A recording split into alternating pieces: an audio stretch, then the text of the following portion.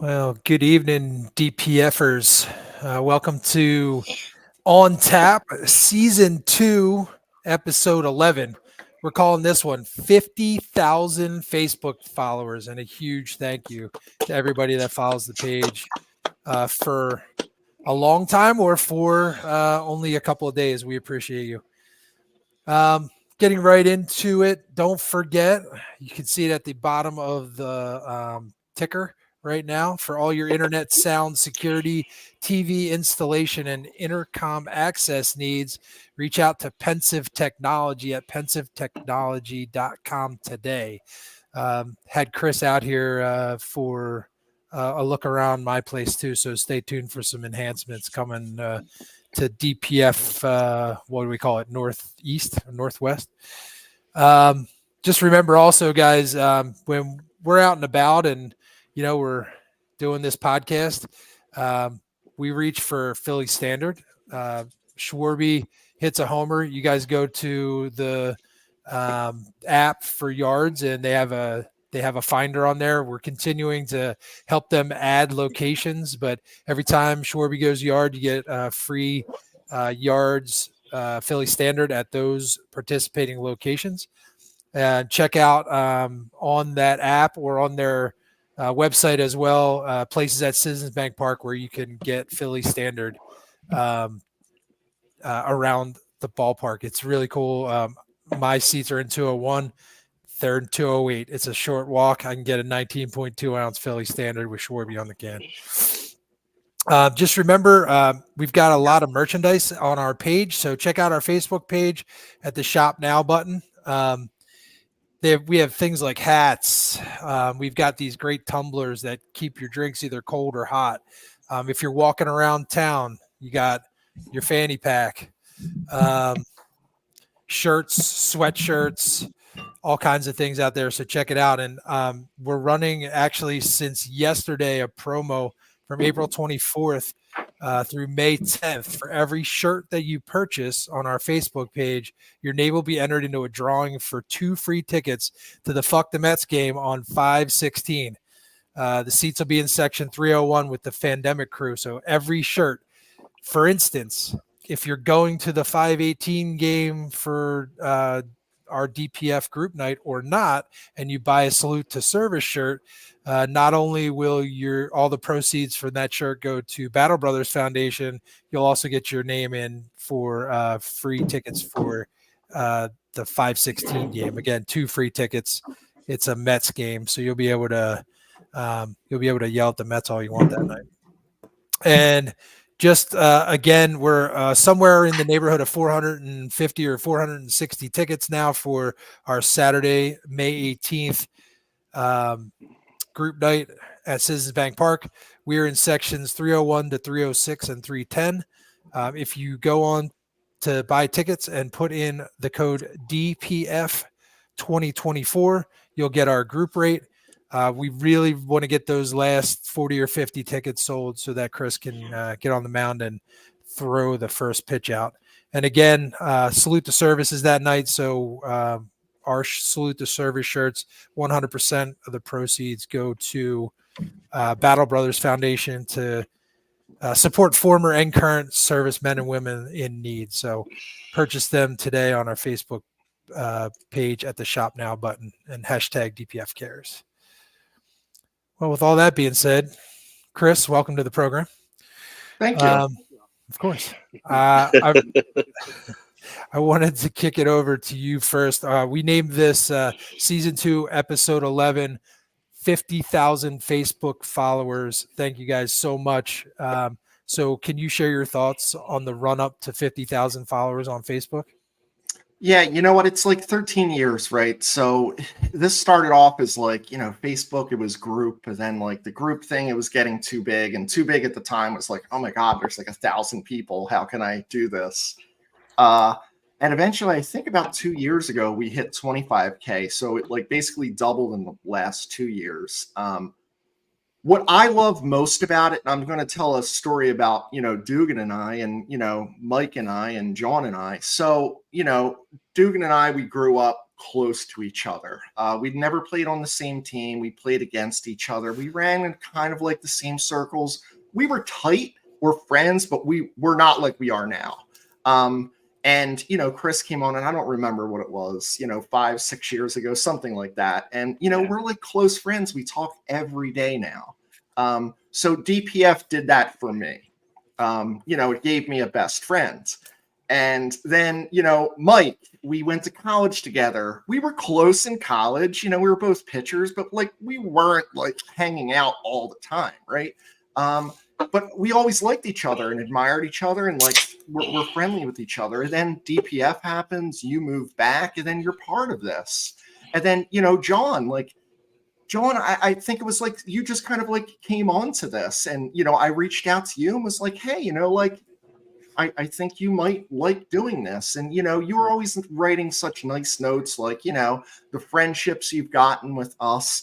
And that's what it is. There's Sig and Alex and you know, Steve, all of these different people that we've kind of like helped come together through this thing. And it's through a mutual love of the Phillies, as well as, you know, what was DPF? What did I think of? I don't know if it was 50,000. I don't feel like it's 50,000 now to me, but it was always like the way we are with each other, putting it out loud. So one of my favorite things to see is like, I was just thinking that and you typed it.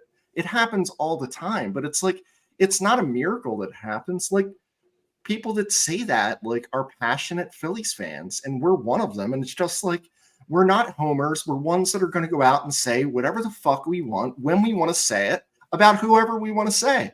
And maybe it's in the moment, and maybe it's pissed off, and maybe we don't completely agree with it, but at the moment we do. Yeah. But, you know, so that's, and I'm really thankful for it, because there's days where like, I don't know, like there's days that DPF buoys us. It's good to like get that interaction. And, you know, we've all made new friends through it. All four of us have. So I'm thankful, and thank you, everyone. Yeah, I appreciate that.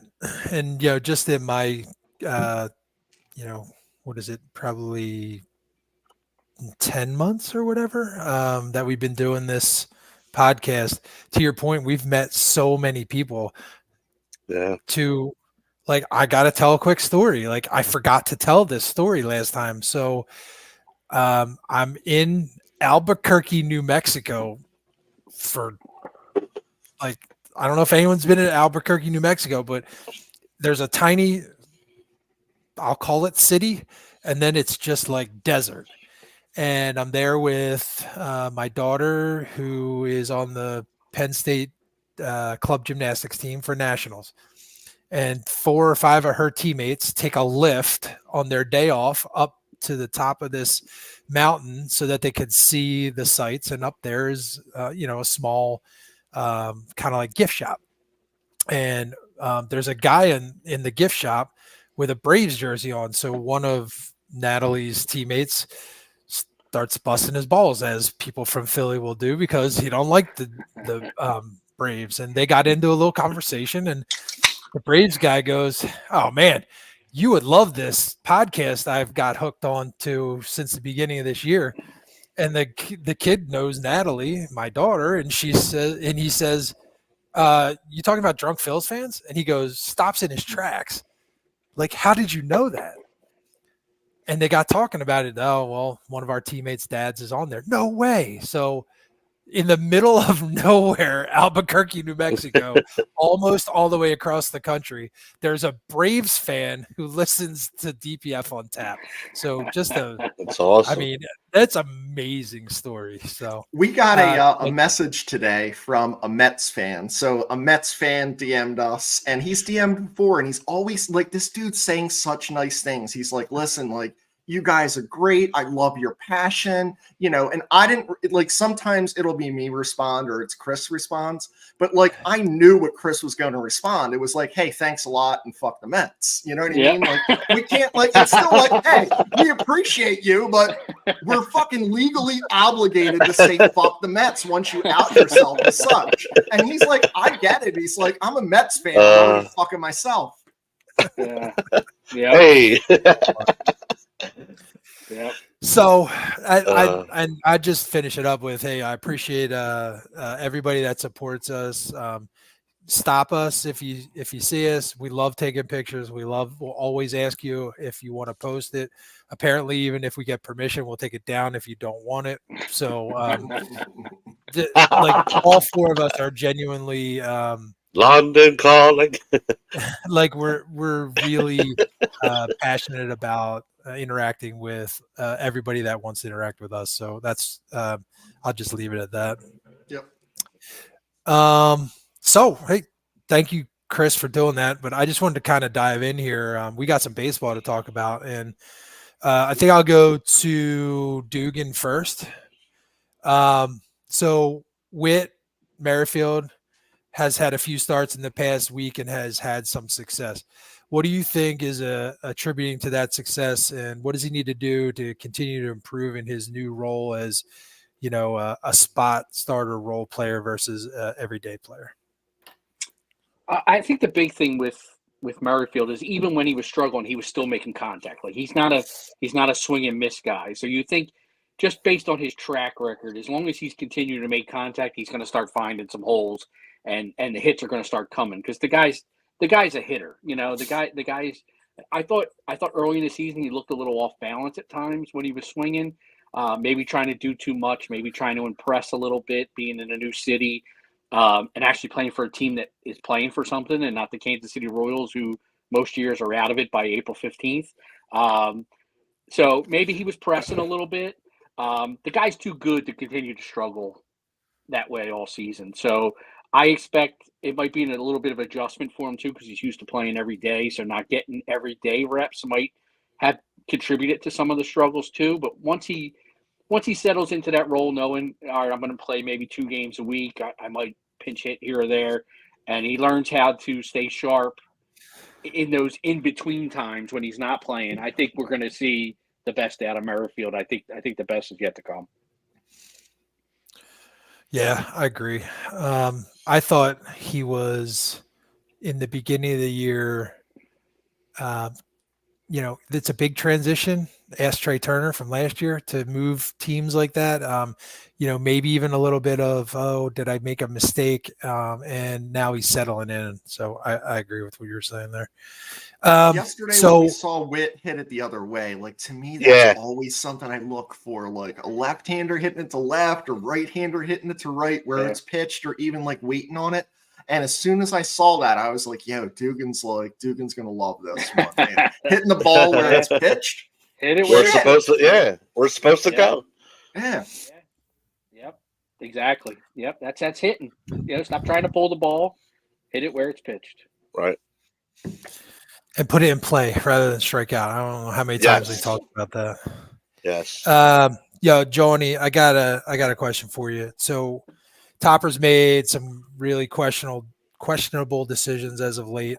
What do you think the tolerance of the organization is if he's costing the team games? I mean, I just put it at the bottom, help wanted manager as a joke, but I mean, I'm 10%, 20% there. Like he's making some weird, the last two nights, perfect example. I get it. Harper's out, but I mean, still, you want to rest a guy or a couple guys here and there, that's fine. You want to do your lefty righty matchup, that's fine. You don't sit 5 fucking starters on the same night. You just don't do it. You got to give your team a chance to win. You got to come up with the right combination to win. Last night wasn't doing it, and the night before, that was. I mean, last night was the worst lineup I've seen him. I mean, I don't know if you guys agree. Since he's been here, that's the worst lineup I've seen him put together. Was last night. And they still could have stole that game if exactly did the job. Yeah. I don't disagree. On paper, that lineup looked bad. Yeah. And they almost like Dugan said, they could have stole that one. He's not only that, but the way he's handling the pitching, man, is just horrendous. And who he's putting in and when he's putting them in. He'll either like a dude's on fire and he'll take him out, and then Sir Anthony or some schmuck comes out and gets burnt, or he'll leave someone in too long, and then they get rocked, as we saw that one time with Wheeler with the grand slam versus the Pirates. And then who he's bringing in is like Sir Anthony. He's got to go, man. Like there's no leash for him at all. He's got to go. I don't even want him in the minor leagues. Just DFA him and hope someone picks him up. Maybe the Athletics need him. Soto's gotten better. So I mean, Sir Anthony's my main concern, pretty much, out of the bullpen. We'll get to him, Jody. And Pinto, and Pinto. But I think if he keeps costing them games doing this, you could see another Girardi and Topper like a situation like them bring someone in to light a fire under, and then they go on a run. You know what I mean? Yeah. We'll see. Thank you, sir. Bud had it right on the number at 7. Fuck the Mets. So thank you, Bud. Appreciate that. Bud.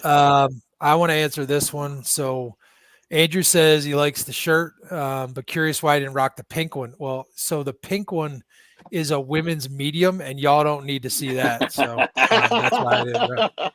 Hey! This one goes with my next question for you, Chris. So the Turnbull situation, I do not agree Sanchez should go to the pen. That's from Nick. So my question is, what are your thoughts on Walker's return and Turnbull's demotion to the pen? I mean, 20 million gets you a spot in the rotation regardless of what the other 5 guys are doing. So that's an unfortunate fact of the matter. While I love Sanchez, I think he's regressed, and I don't like his walk to strikeout ratio. I would move him, or I would do a 6-man is probably what I would do. I think if you do the 6-man, you really have to make sure that your bullpen's shored up, like very, very solid and tight, because, there's not that Dylan Covey guy this year. And we're saying that as a positive. And last year it was like, Dylan Covey, what's he doing here? But that guy did all right for us. There's too many holes back there. And I don't see how Turnbull helps you unless he turns into a 7th, 8th, or 9th inning guy, which may be because he doesn't give hits up in the 1st through 7th. I strongly feel bad for the guy. But I think Sanchez is the guy that should take the hit as opposed to Turnbull taking the hit. Yeah, so that was, I believe it was Nick. Yeah, that was Nick's point too. So good point, Nick. Really quick, can I show this? Yeah. Steve, I'm not happy with the split. We've lost our first tiebreaker to a legit playoff contender. So yep. I think we've kind of said that as well amongst us. Hey, what are we, 16-10 now, and we're still not. The team is such that we're not completely happy. Phil's fans, it's always fun in 301. Hey. So thanks for shouting out 301. Shout to the crew. We're doing a little Fandemic Crew contest on our page. If you buy a t-shirt, your name gets in for the 5/16 game, 2 tickets to the Fuck the Mets game. Cool. Dugan, I want to talk about N3B for a minute. He's had a couple of very limited flashes or 2 of success in the past 7 to 10 days. What would you do to help him become more consistent if you were the coaching staff? And why does he get to play every day while Marsh and Stott sit against, I'll use air quotes, tough lefties? Well, I think like Chris said, $20 million gets Walker a spot in the rotation. $25 million gets Castellanos a spot in the batting order. And I really think the Phillies believe that he's a guy that needs to play every day just to break out of it. That he's not a guy like, I don't know if it's temperament, personality, or what with Castellanos, where giving him a day off might even make him less give a fuck than he does by playing every day. I don't know if that makes sense the way I said it, but I think to me, he needs to be dropped. Like, he should probably be down 7 or 8 in the lineup right now, because even his hits are not solid. It's a blooper here, a dunk there. He's not really driving the ball. He hit one ball solid all year, the triple that he got to get his first extra base hit of the season. No home runs. Rolls over the ball a ton, double play every time he comes up. He's an automatic out right now. And I really don't know what he can do other than be a more disciplined hitter and stop chasing shit. To me, he looks like he's trying to inside out everything. He's trying to hit everything to right field. And when he's not, he's rolling over when he's trying to pull the ball. But he doesn't, I don't see a way out for him right now because it's not like he's hitting to bad luck. He's just not hitting the ball with any kind of consistency or making good contact enough. But he's not going to get taken out of the lineup. That's already been proven. But I think you need to drop him down.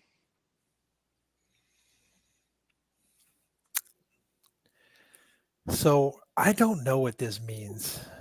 Maybe you guys can help me. It says, where's the number 8 jersey? Do we know what that is? We know Josh and we like him. Casty, right? I mean, yeah, I guess he's wondering if one of us are wearing it. Yeah. Gotcha. Cool. And then Bob is like, I guess, good for our egos. I don't know what that means, but we'll take the congrats, and I guess he thinks we're sexy, which is nice. I don't know. He's married to my cousin. I'll have to reach out and see what Bob's. Maybe he's drunk already. It's all right. I was like, no, I want to hold off a second. I want to appreciate that, Bob, because Me too. My wife's away right now, and like she hates the smell of patchouli, but I love it. So like she's away, and I'm slathering this shit on. I feel like 69 hating Ashbury fucking Woodstock in here, and I appreciate that you respect that smell, Bob. So thank you. Appreciate that, Bob. Yeah, I'm feeling good now. I am too. I'm a little uplifted. I was a little tired earlier. Now I'm into it. Mm-hmm. Johnny, Todd Zolicki wrote about Trey Turner helping your boy Johan Rojas in the cage this week, after which he had 2 hits in 1 game. So what do you think it means for veterans on this team to help the coaching staff develop the younger players? Oh, that's a big thing. And that means that's big time. And that young dude's heart and mind. He was actually thankful. He was saying through the interpreter, Diego, whatever his name was, he was saying for future Hall of Famer or like a stud veteran to take the time out and like instead of worried about what he's doing, like, hey, come over here, I'm going to show you something that helps me out. You know what I mean?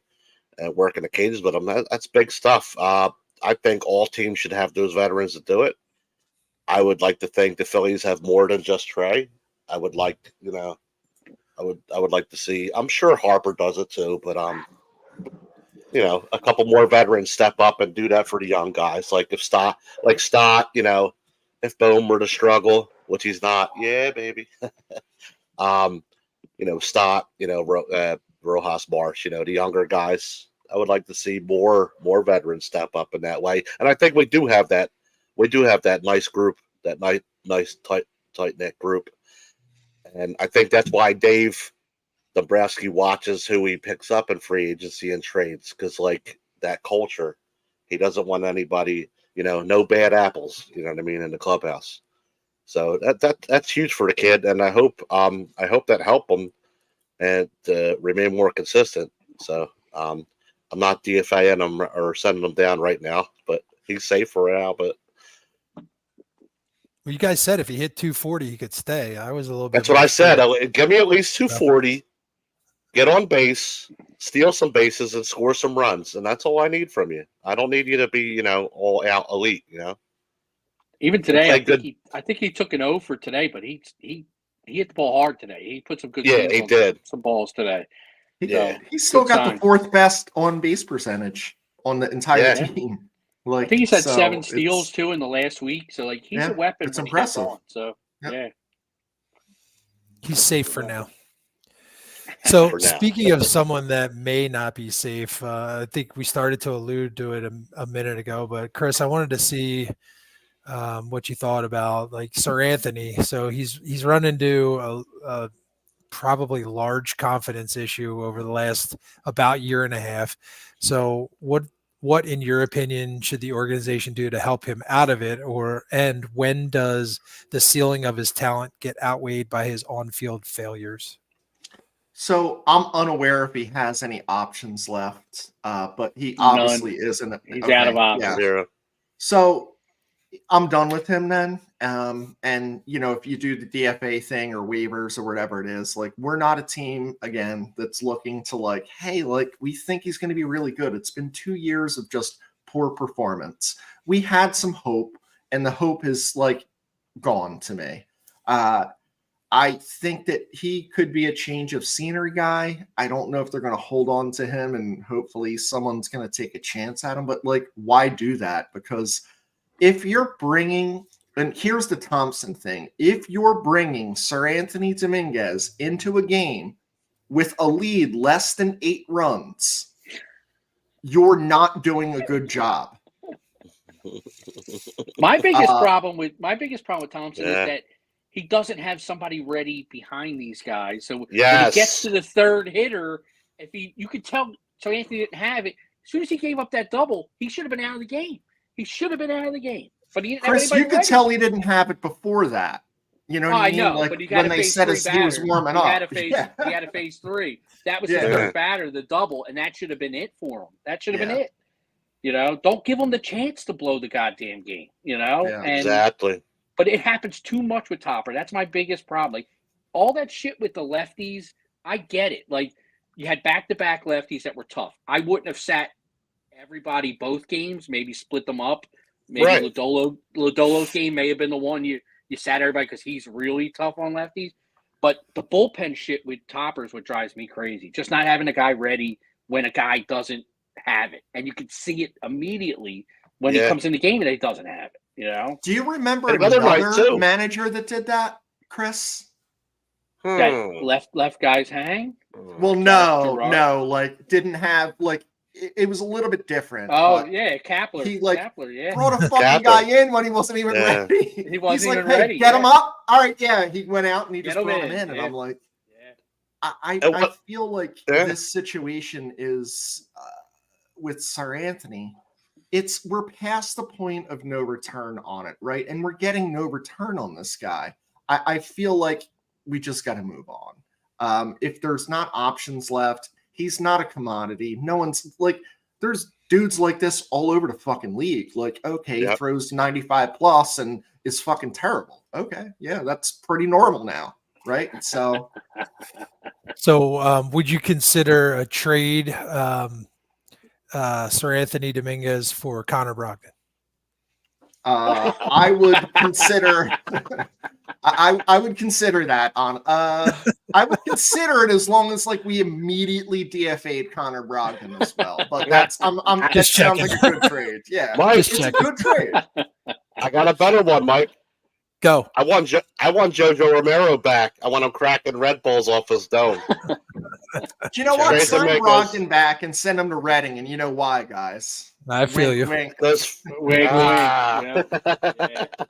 What was the old joke? We traded Dominguez. Great trade. Who do we get? Just get out of here. All right, I'm going to throw a trivia question in, and I've sat on this one for a little bit. So remember, I'm going to give you 4 multiple guess. If you want to answer, just holler your name or say caw, whichever. So there was a Cubs game in 1976 where the Phillies won 19-17. What did Mike Schmidt accomplish in this game? Dugan. Go ahead. 4 home runs. Consecutively. Yeah. His last 4 at-bats, he hit 4 home runs in a row. Thank you very much. Just wanted to say real quick, Alex, we appreciate and we're so grateful for you as friends as well. So thank you very much, Alex. And in the same, I just picture them sitting watching on the couch, like one on an iPad and one on a phone or something like that. Sig said, "Fuck the Braves." Fuck the Sig. 2 of my favorite people. I don't know if Donna was with us in the beginning. Donna, we covered this if you weren't, and we agree with you.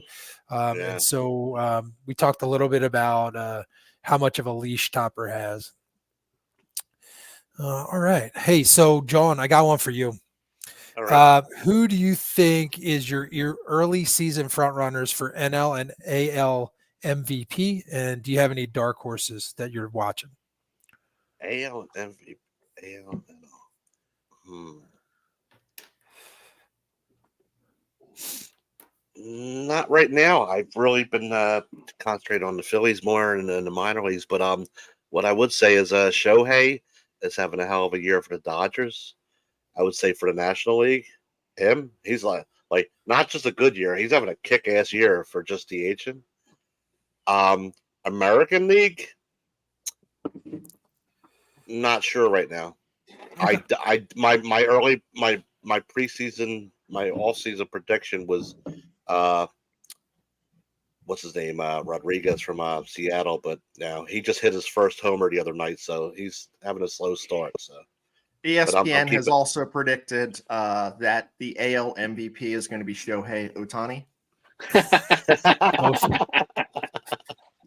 I mean, What's the over under? So did FanDuel. Yeah, what's the over under? What's the over under on that? So I got a follow up for you, John. So Dodgers fans celebrated Ohtani passing Matsui for the most home runs by a Japanese-born MLB player, right? Why do you think Ohtani gets a pass for the alleged gambling issue? And do you think there'll be any repercussions for him in the future? I think some palms were greased behind doors. I legitimately think that some hush hush money was passed on, and I kind of think it's bullshit that it was put on the hush because you just had an NBA player betting on games and they banned him for life, the Toronto Raptors guy. So I get he's not as big of a name in the NBA, but he's still known. Like, what's the difference? Like, if you bet, like if you're gonna have something, not just across all sports, but especially baseball. If you're going to do for one, you got to do for the other.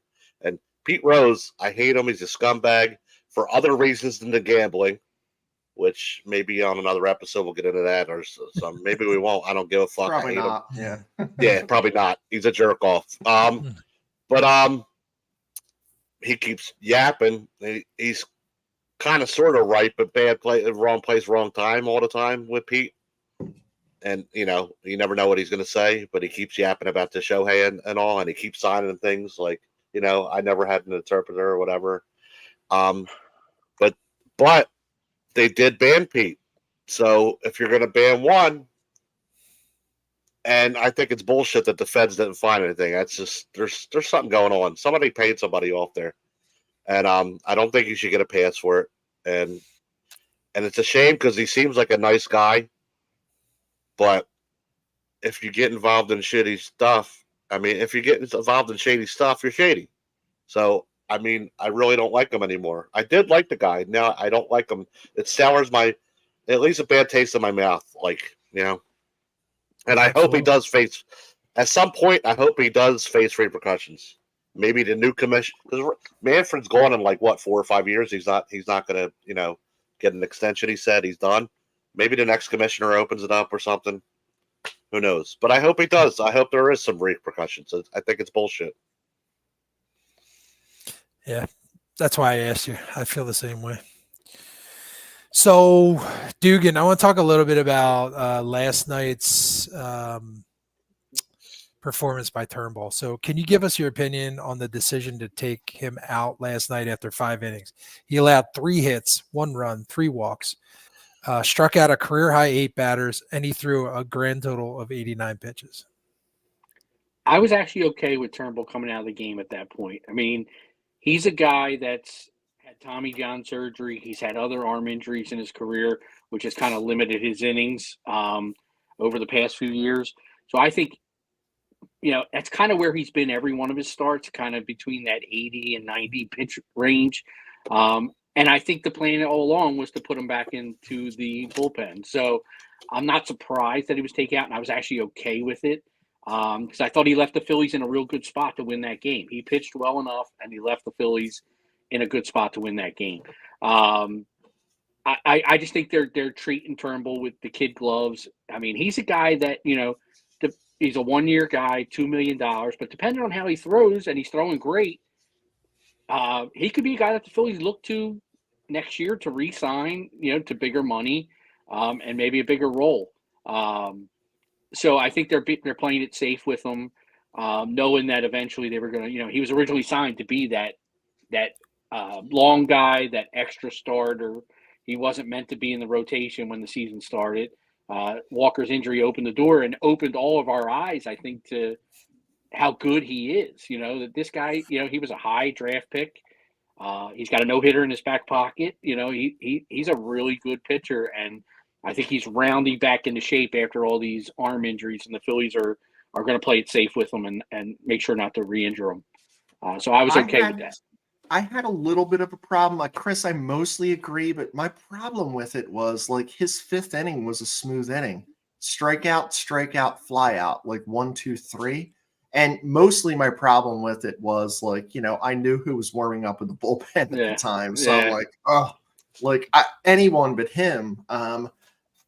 So that's the tough part. But, the points are taken. He was at 89 pitches. He's had some arm issues. Like, I get it, but it's tough not to just want that one more inning or one more portion of an inning or a few more outs. And, I didn't totally agree either because, like, when you look who was up next, it wasn't like, okay, there's a bunch of lefties, we're bringing a lefty. It was like, it was righty stuff. So I don't know. Like, I was still okay with, like, one more inning, but, like, anyone gets on and you're out. You're out. Yeah. He could have started. Have someone. I don't disagree with you there. I think he could have started the inning. The biggest thing with Turnbull, and we kind of talked about this the other day, is like he's effectively wild. Like he runs a lot of deep counts. Yeah. Even when he's ahead of 0-2, he ends up starts nibbling that slider outside. Like I would like to see him be more aggressive and put guys away earlier in counts, especially when he's got them buried. That'll save his pitches, and that'll give him that extra inning as a starter, but which we may not see him do for a little while now. But but I mean, who knows? You could see the tag team Walker coming in, going 5 innings, and Turnbull being kind of a 2-inning guy on the Walker starts. They could, he could be the backpack for him, and throw 2 innings and get us to the back end. So. We'll see. We might see him every 5th day anyway.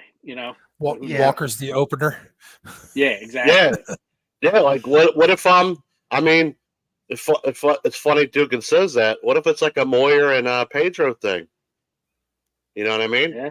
Walker struggle a little bit. He throws 4.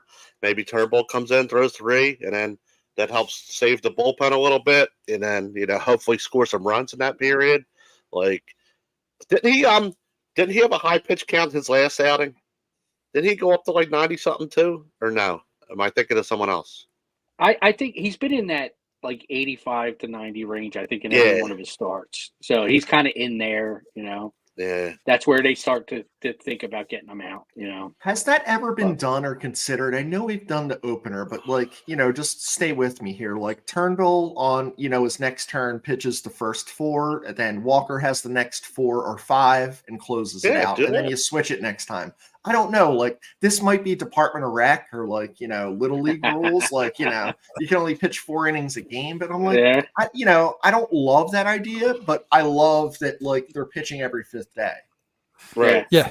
If it gets us the win, screw it, right? Like whatever. Yeah. Try it. I don't know. So, like if they hit the actual pitch count in the middle of a batter, do you change pitchers then? I'm just kidding. And don't start Walker because Walker's fucking horrendous. Yeah, he gets in a hole early, and he's got to dig out. Walker needs to pitch 4 innings. He needs to pitch 4 innings in the bullpen, and then while Turnbull's starting. Yes, I completely agree. A simulated game, Dugan. Exactly. He's got to throw 100 pitches before he comes out of the bullpen.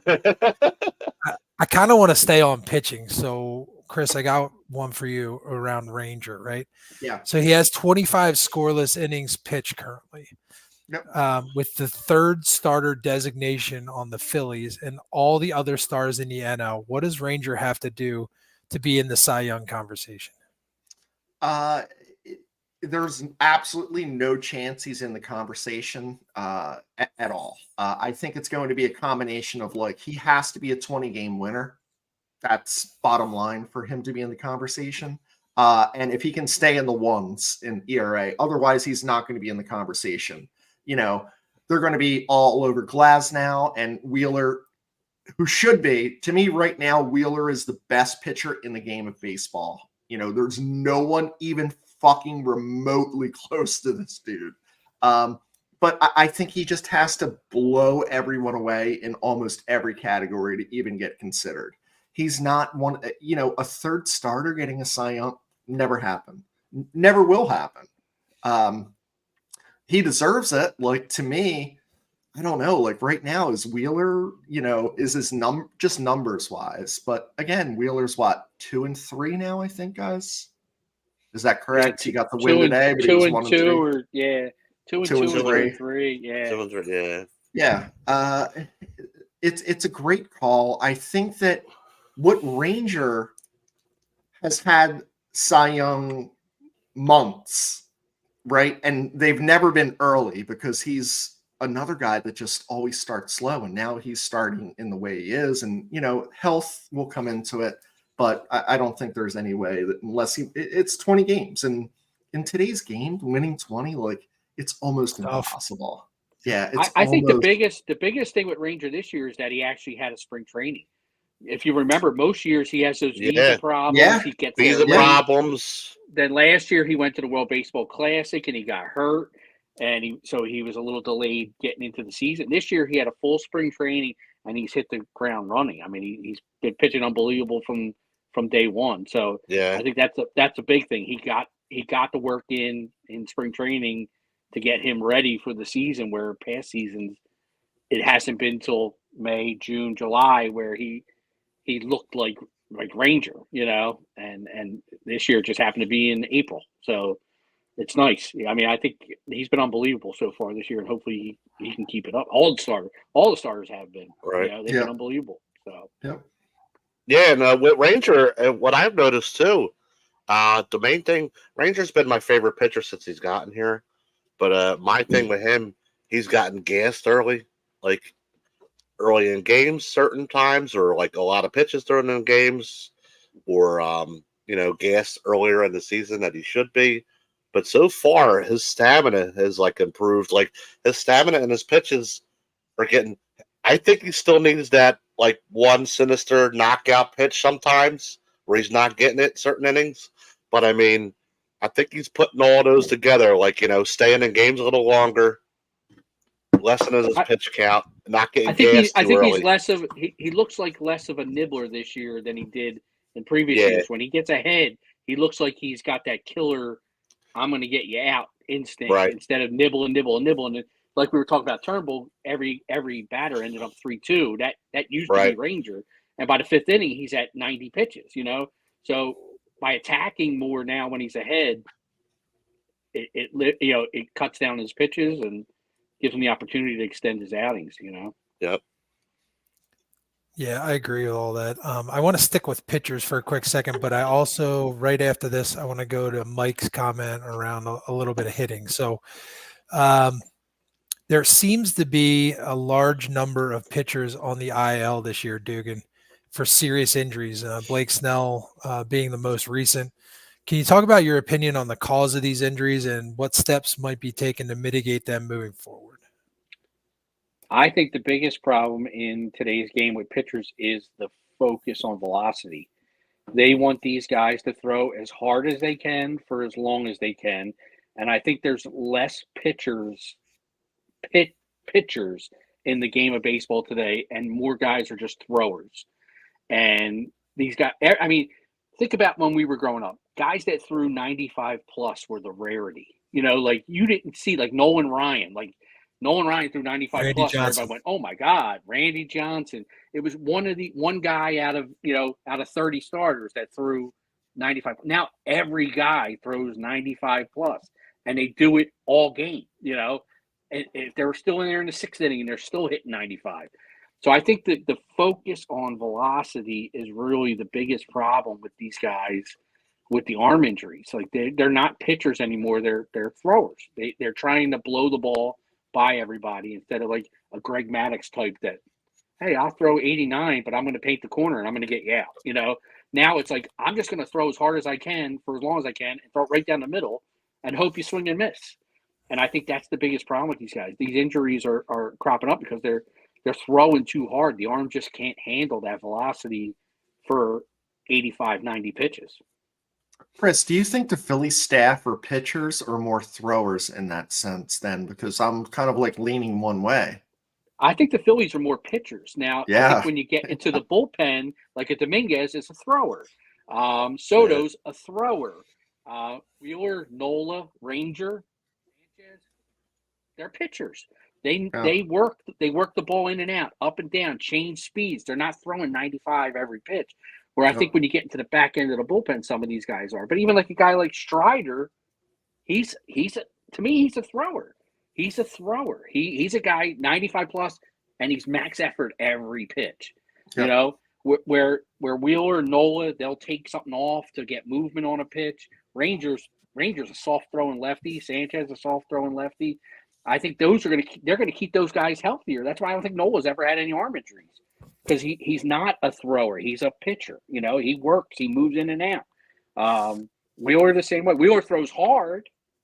He also knows when to dial it back and try and hit his spot and make, get more movement on a pitch. But the Phillies, I think, have more pitchers than most teams.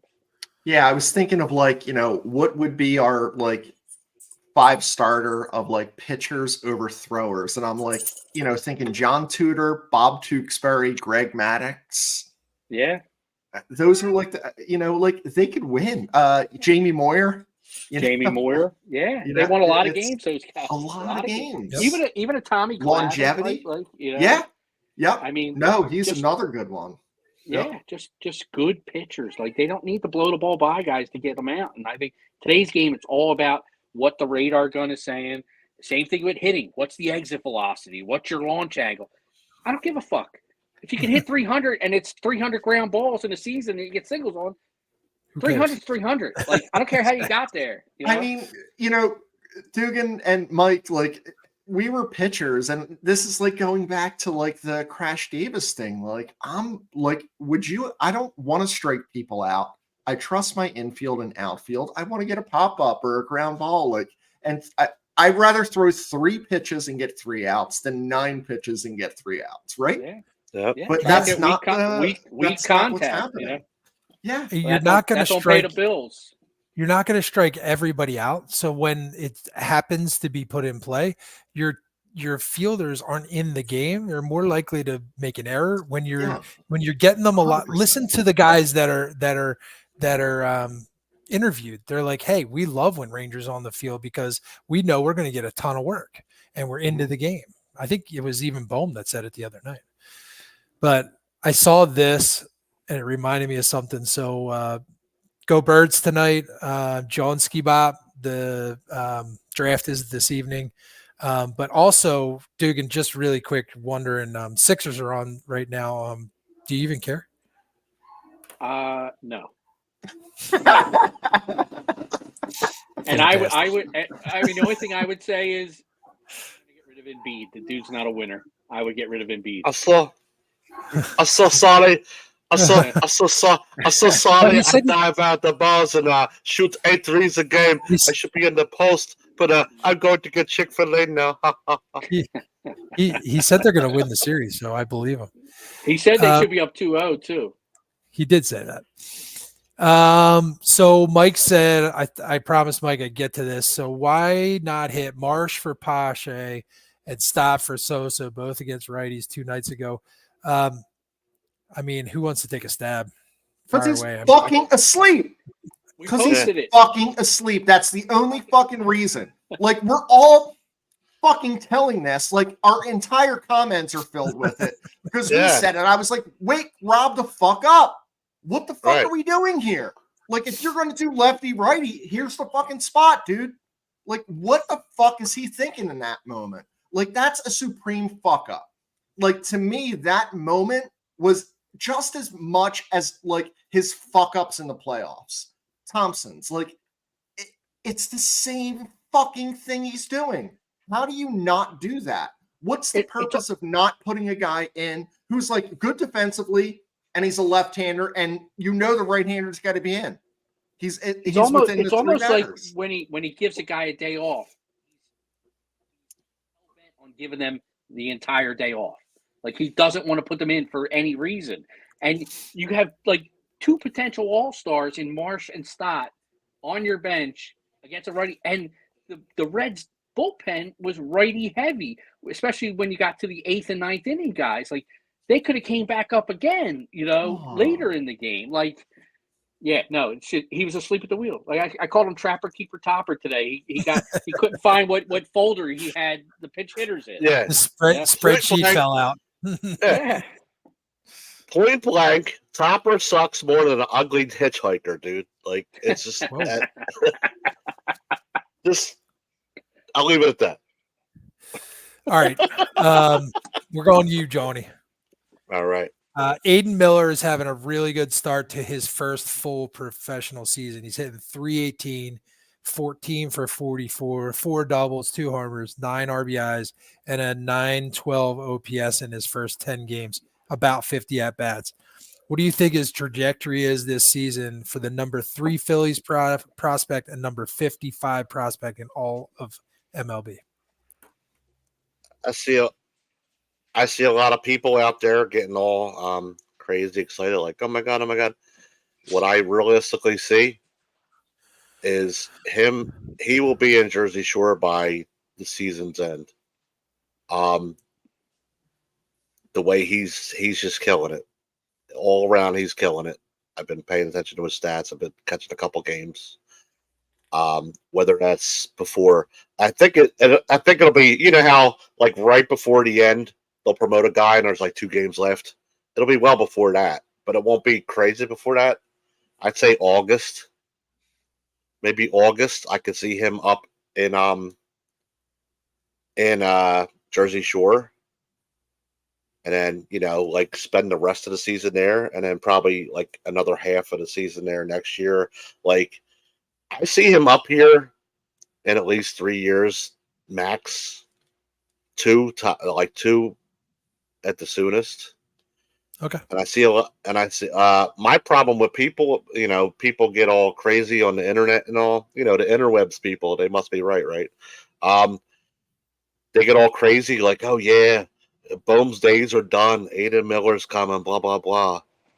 And I'm like, Bohm will be, what's Bohm now, like 27? I think he's 27. Yeah, 26, 27. Yeah. What I would do if I was Bohm right now, seeing this kid in the rearview mirror, because the kid will be here. And if Bohm wants isn't to he stay, a shortstop? Am I like fucking? He's a third baseman. Third baseman. Third base. Okay. Third base. If I'm Bohm on the side without telling anybody, seeing this kid in the rear view, and he's not right. He's not closer than the objects appear in the rear view, but he's a couple. If you want to stay here, I start working on your first base work. Put in some work at first base. Get in some workouts off season, during the season, whatever. So that when this kid does come up, they got an option over first, and you're not like what we've seen in the last couple of nights, and you're better, and you could probably move Harper to like DH at that point. You know what I mean? But I mean, I just looked up Aiden Miller. He's a shortstop. Is he playing third base and he's a shortstop? Like he's listed as shortstop. He's playing shortstop. They got him at third. They got him at third. Okay. Yeah.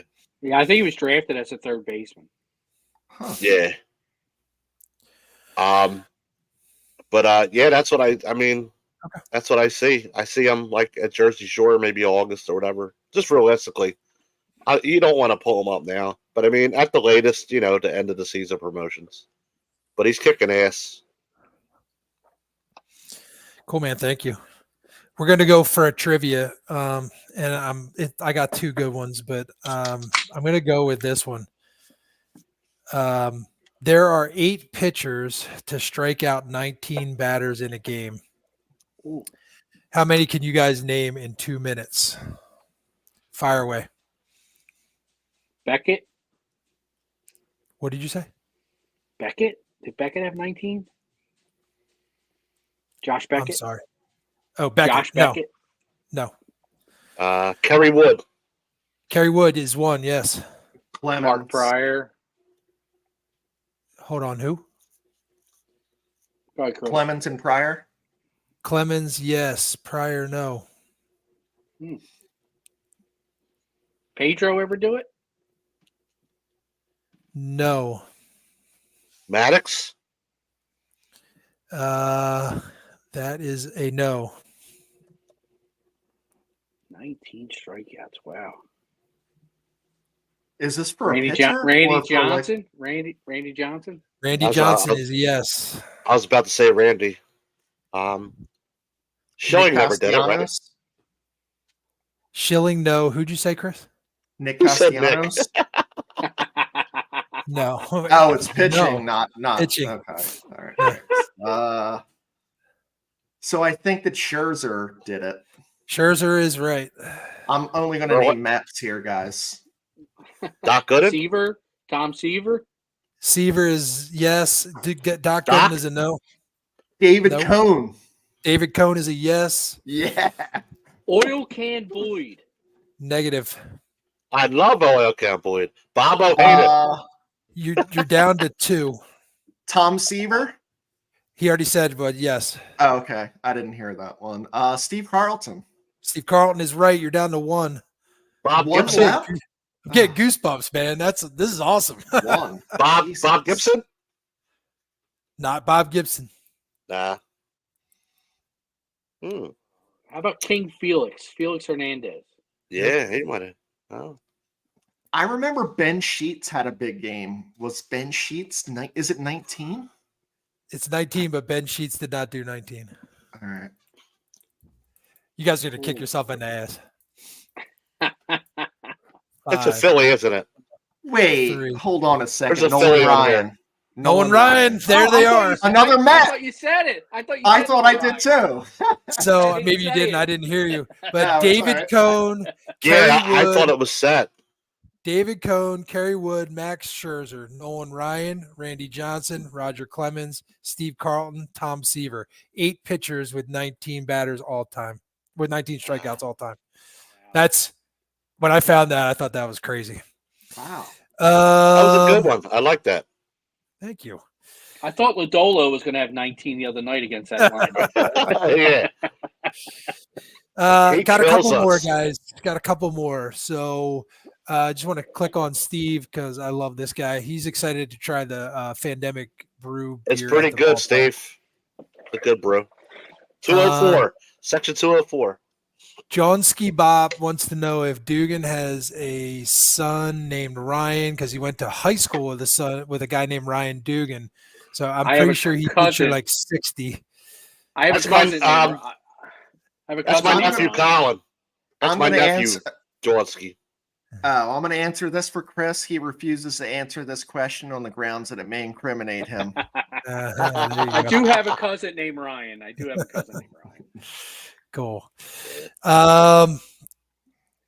Chris, I want to go to you, and I was just wondering. Last night, Judge and Soto hit home runs in the Yankees 7-3 win. How are your 2 favorite players tracking towards your predictions of home run leader and AL MVP? I haven't looked at stats much, but I can tell you that I'm really excited for those 2 guys there. I really love the Yankees. I'm a big fan of Navy pinstripes. I wish I was born in a different state. I'm just I'm feeling a little sad about being a Phillies fan in that aspect. This would be good if someone's gonna be able to take this little portion of what I said and be like, wow, Chop this it up. guy's a fucking Yankees fan. Yeah, Jesus Christ. If I Fucking piece of can shit. do it anywhere, it's up to you. You, Yeah. New York, New York, New New York. York. Yeah, Yeah, little yeah. You know what I Frank heard? Sinatra. You know what I This heard is nice. when they get their shaving kits, it says "Welcome to the Yankees." The taint too. Cool. Hey, Dugan, one quick one for you. What is one of your pet peeve comments the DPF followers make on the page and why? Oh. It's early. Yeah. Early. You know why? Because every fucking game matters. It's Every game. never early. It's never early. Every game matters. Oh man. Very good. Just a couple more. So, Chris, we saw Bryce. He came back from his paternity and he hit a homer today. That he's done that now twice for 2 out of 3 of his kids. I'm sure his kids will let that middle kid know that he didn't hit a home run when he was born or she was born, which is hilarious. But what do you expect from him going from here on out? And then just like a side B question. Do you think his lack of hustle during the slump before he went on leave is a big deal or not? So I feel bad for Jan, for Peter, and for Bryce's middle kid. If you're old enough to get that, you're old enough to get that. It's funny because I always thought of like hustle doesn't take any talent, right? Like we can all hustle. Like I can run as fast as I'm able to run and, swing a hammer as hard as I can. I think that Bryce is that person that would always do that, but he's proven recently that that's not the case. I've seen too many kind of lackadaisical and not running things out. And I know he hit a home run today, and that doesn't exonerate him for not running it out. Is he hurt? I don't know. Like, there has to be some conjecture on that. Like, I'd hope he's hurt in some way that, like, that's why he's not doing it and he's saving his energy. But I don't respect someone who doesn't run things out. It's easy to do, and it was a double play. It wasn't like, a gimme. I don't like that. That's not a good message as the leader of the team. And he is the leader, whether, I think he probably is like, in Middleton's texts and Dombrowski's. I don't like that.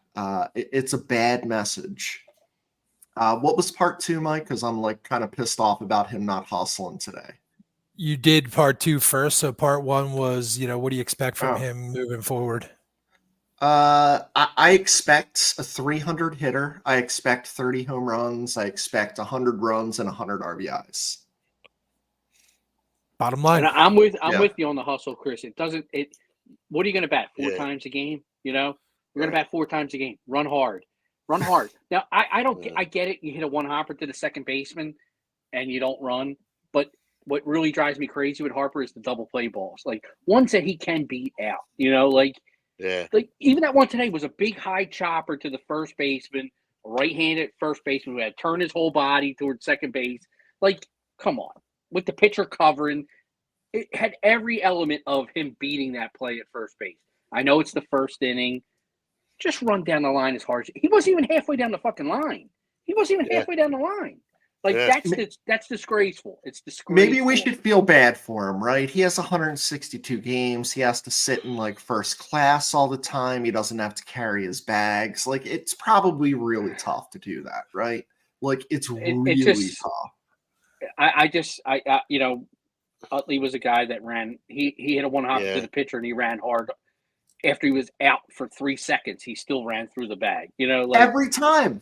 There's never a fucking thing that you're going to find him not hustling. There will be never a time.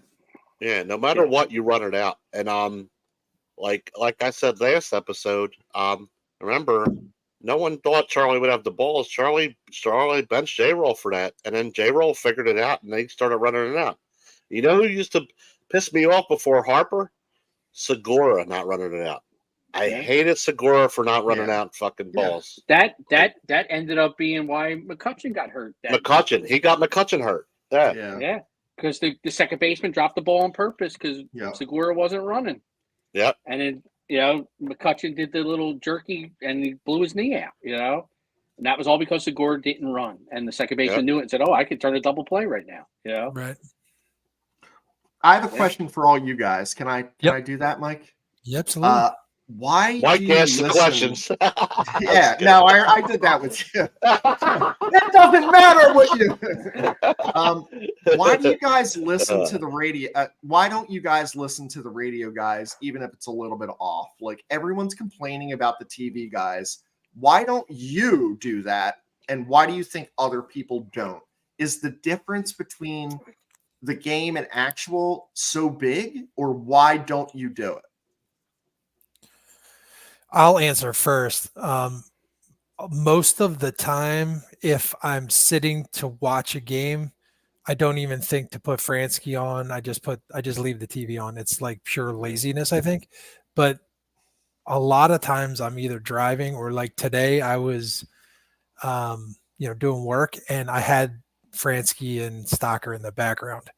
Now it's also a toss up for me because I like Kruk. He's not on all the time. I like LA. He's not on all the time. I'm not a huge fan of Stockers. Yeah. And I'm really not a huge fan of Rubes. So like, I don't know, the mix and match, the matches aren't great currently, if that makes sense for me. Yep.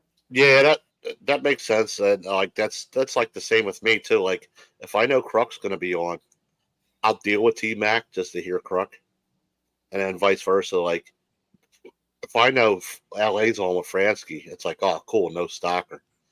But first of all, I just want to say, didn't Odyssey just declare for bankruptcy? I don't fuck with no broke ass app. But no, like I'm with you, Mike. It's kind of like a toss up.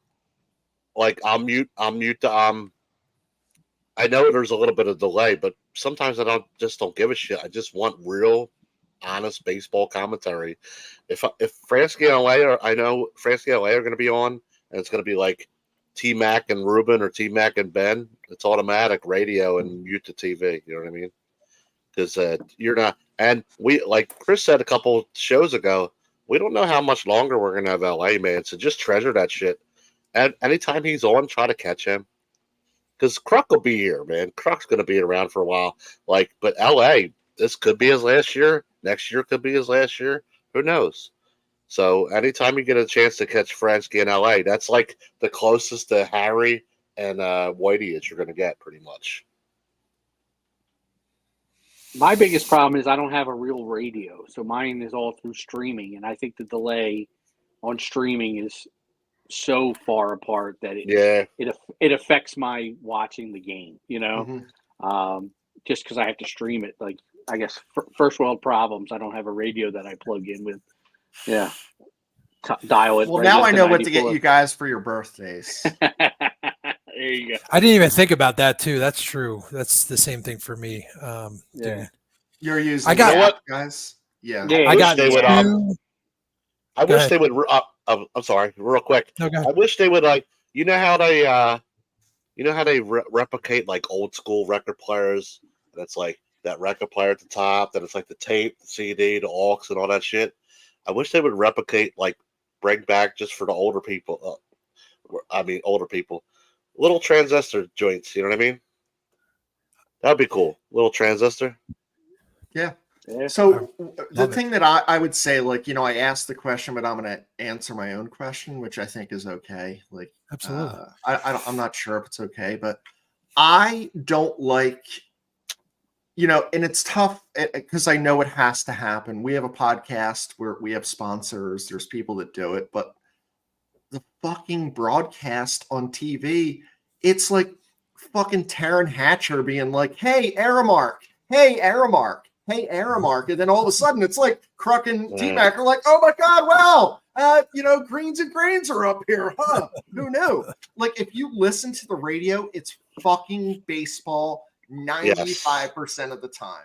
It's not fucking hawking this. It's not hawking that every 2 fucking seconds and split screen bullshit. So that's why I do it. Like, because I can't fucking stand that nonsense. But I also like, I don't like John Kruk. I don't like Ruben, and I don't like T-Mac. I think T-Mac's a nice guy.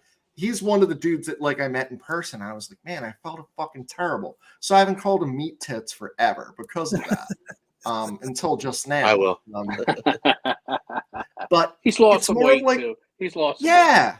No, and him not able to like, call a fucking home run until it's like literally the guy's rounding second. Yeah. Like to me, that's like you got to be a little bit better than that. And you know what too? With the radio, they let the game breathe. Like in between them talking, especially Fransky and LA, they're pros at it. You'll hear the ballpark. You'll hear the hot dog guy. Hot dogs, cotton candy. You hear the noise. People chattering. You know what I mean? And you'll actually hear the knock of the bat on the ball. Like the noises of the game, the way you're supposed to do it. Like you hear a little bit of noise. Fransky is mean to Stalker. Like as he should all be. the time. It's hilarious. A lot. Though. Like it's he should be though. I doesn't give a shit. And with Taron Hatcher too, it's just a pretty face and food, pretty much. Because Murph never did that shit when they had him out there. Murph wasn't she hawking sent food. Women in fucking broadcasting back 20 years. Like I'm gonna say that. It's like the 70s. It's like the 70s, pretty much. It's like the 70s, pretty much, because like Kruk, you never seen Kruk's Murph at his best. Yeah, he's at his best when Fransky fills in for T-Mac, and Fransky keeps Kruk. That's true. Kruk is a fucking genius when it comes to hitting. The guy knows how to hit. He knows what the pitcher's throwing. He knows what the hitter's looking for. The problem is with T-Mac, it's a circus in that fucking, especially home games. Home games are a fucking circus because that's when they're hawking the hat that he's wearing and the new Fanatic shirt and all this bullshit and Taron Hatcher with every food. But when Fransky fills in for T-Mac, whenever T-Mac's got a basketball game or football game, Kruk and T-Mac or Fransky, that's when Kruk's at his best because Fransky keeps him focused on baseball, what John Kruk knows and what he's good at. I like Kruk. I'm getting a little sick of his shtick sometimes, but I might have to go out and go to the Five and Dime, John, and find one of them little transistors that I can sync up to the TV. You know, I would just say Google it because you can probably find it. Yeah, like go on Amazon. I might get one myself. Bob says, gentlemen, Sixers are about to start, and the draft. Keep up the work and fuck the Mets. So thank you, Bob. We appreciate that. I have two timely. Stay sexy, Bob. Stay sexy. I have two timely trivias that won't mean much after today, so we'll do those, and then we'll sign off here. So on April 24th, 2003, Chase Utley hit a grand slam for his first Major League Baseball hit. Who was on base? Oh, grand slam in 2003. Holy shit. Who was on base? That's a tough one. Doug Glanville? No. Kevin Sepsic? No. Placido Longmire? No. Bobby Abreu? Nope. Mike Lieberthal? Yes, that's one. All right. Lieberthal. Rico Bronya? Nope. Steve Jeltz. I heard Jeltz. That's a no. Who was the other one? David Bell. David Bell is number 2. We are down to 1. Huh. Who was the Met? Who was the Met that we had? The lefty. Not a Met. Signing. No. We had Zeal at one point, didn't we? Yeah. One more. We need one more. Yeah, it's the guy that built Citizens Bank Park. Tommy? Jim Thome. Thome, Lieberthal, and Bell. And the last one that's topical because it's a Reds, has to do with the Reds. So Roy Halladay threw a no-hitter against the Reds in Game 1 of the 2010 NLDS. Halladay allowed one walk to which batter? And I'll give you multiple guess. Is it A, Joey Votto, B, Brandon Phillips, C, fuck Scott Rowland, or D, Jay Bruce? John Rowland. Or fuck Scott Negative. Rowland. It was Jay Bruce. Jay Bruce is correct. Nice job. Brandon Phillips made the All right, last guys. Yeah. All right, I was guys. just Hey, guessing. I was lit that day. we'll go around the horn. I'll just start from bottom left. Johnny, any closing comments? Yeah, I'm just gonna say I'm proud and grateful to represent this group on a daily basis. Grateful that Chris brought me in and meeting you guys and also other DPFers out there. I've made friends. We have events. I'll be at ballpark. I'll be at the ballpark just alone without you guys. Hey, John. Hey, I'm from DPF. Shaking hands, taking pictures. It's just heartwarming that people know who you are. Like I'm not trying to get attention or anything. It's just cool meeting new people and all. And I'm just proud of how we're keep growing the community and keep getting better at each day. And hopefully we're getting better for you guys out there. I mean, you keep watching, so obviously we're doing something good, and hopefully we keep growing on that and getting better and moving forward. Cool. According to the Thrashers media guide, Aiden Miller won't be born until July. So I imagine his birthday's in July and they put 2024. So that's pretty funny. I'll be up in 24 years. I just want to take a second personal. My uncle passed away this weekend. My uncle was a very big Philadelphia sports fan. So I'm hoping that he's up there and he's going to help the Phillies this year, and the Eagles and the Flyers. Those are his big three. So we had he was 80 years old. We had a long time together, me and my uncle. We played a lot of half ball together, which was our big family reunion. We would get all the cousins together and we'd play half ball in the schoolyard and drink our beer and barbecue. And that was how we spent a lot of summers growing up. So Uncle Tom, thanks for everything. I miss you. And help us out. Let's get the Phillies a World Series win this year. All right. I'll miss you, Uncle Tom. Salud. And also, he already helped us out because Dave just said A.J. Brown signed a 3-year extension. So that's probably your uncle up there. There he goes. He's wheeling and dealing already. He's making his magic work. Yep. Chris? Man, that's a tough act to follow, and I'm going to go the other routes and just kind of do what I normally do. I derive incredible pleasure from a Phillies win. But man, I fucking love a Mets loss. And this maybe the third best thing is I love seeing the Astros be fucking terrible. These motherfucking cheating fucks. I am so fucking glad. I hope they fucking win less games in Oakland. Nothing better than seeing them absolutely shit the bed. Fuck that midget Altuve. Fuck that hair dude, Framber Valdez.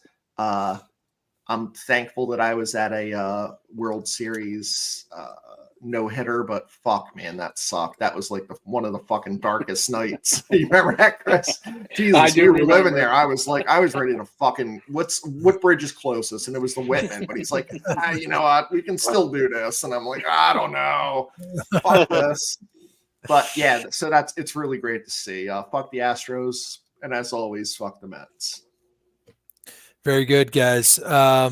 Just Steve Mold reminding us 23 days till DPF night at the Phillies. So check out if you do not have your tickets yet, go on the Phillies site and type in code DPF 2024.